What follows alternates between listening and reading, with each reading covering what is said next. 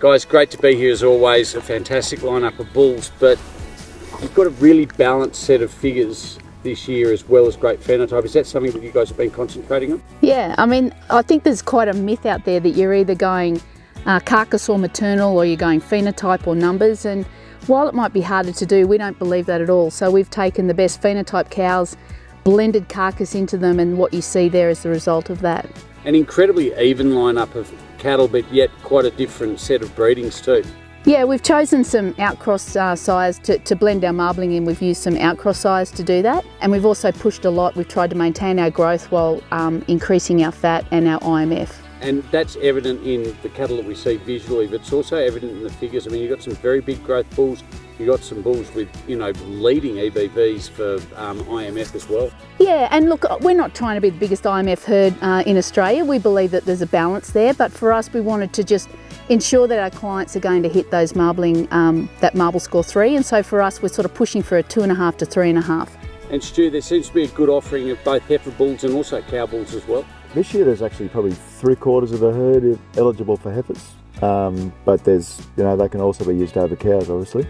About 2/3 are autumn born, and about 1/3 are going to be spring born. We've had a real push in demand for the 18-month-old product from our clients, and it's just really kicking the goals. The bulls are really well grown, and yeah, so that we've had a big push on demand. So you'll notice that we've got a lot more 18-month-old bulls in the sale, and we've done that via embryo transfer to get the numbers up there. That's working really well for us. Tell me a bit about the sire lines. The sire lines, we bought a bull with sort of Tamania pythagoras with Bulliac and Ardrossan, and he's the bull that he has no region and no Berkeley in the pedigree, but he offers something completely different. So he's actually a bigger style of bull. So we've complemented the joinings on him to give us animals that are soft, but they've got extra marbling, and they really got a great front end on them. They're really upstanding sort of young bulls. We really love the style of the Pythagoras. As I mentioned, they've got that real mobility about them. They've got a lovely extended front, good shoulder, very long-bodied bulls, but they've got a depth of flank and softness that we're looking for in a good rib. We think he's just going to breed the most amazing females, and the added bonus is that they're going to have that IMF under the hide consistently. So we've blended them in with the beast modes and the commands and sort of some of the smaller, thicker set animals, and that blend has worked particularly well for it. On top of that, we've got beast modes as always. They're very popular with our clients. They're just easy doing, they make great mothers.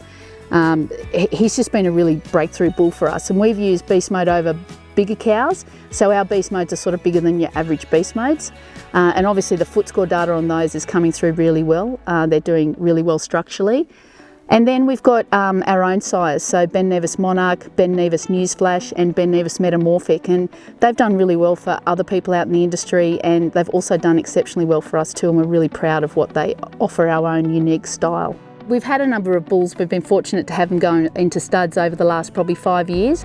So now we're starting to see those progeny come through, and we're just delighted with how they're performing for people.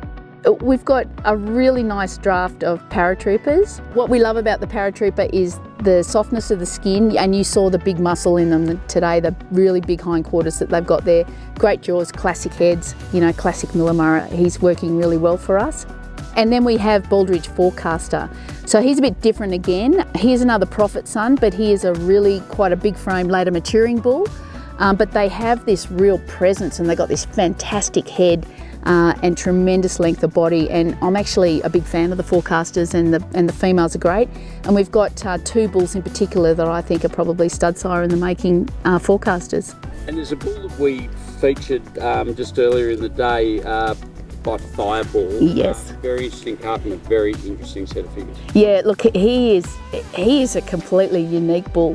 So people come and look at the bulls in the mob, and they just find him because he's got so much width and dimension, and that's what that Fireball has added. So this is a bull that is a high marbling bull, and yet he gets in there and he's got this tremendous top and tremendous rib and this great, deep, thick tide deep in the quarter. He's very interesting, and he's creating quite a bit of interest because he has this negative birth weight up to a high growth, big EMA, positive fat, and 3.4 IMF. So yeah, he's pretty impressive. Guys, it's nice to not have ski suits on this one. best of luck for the sale. Cheers, Benny. Yeah, thanks, Benny, for your help always. And, you know, we've got a heap of people here helping us today, and it's been awesome. And thanks, Bella.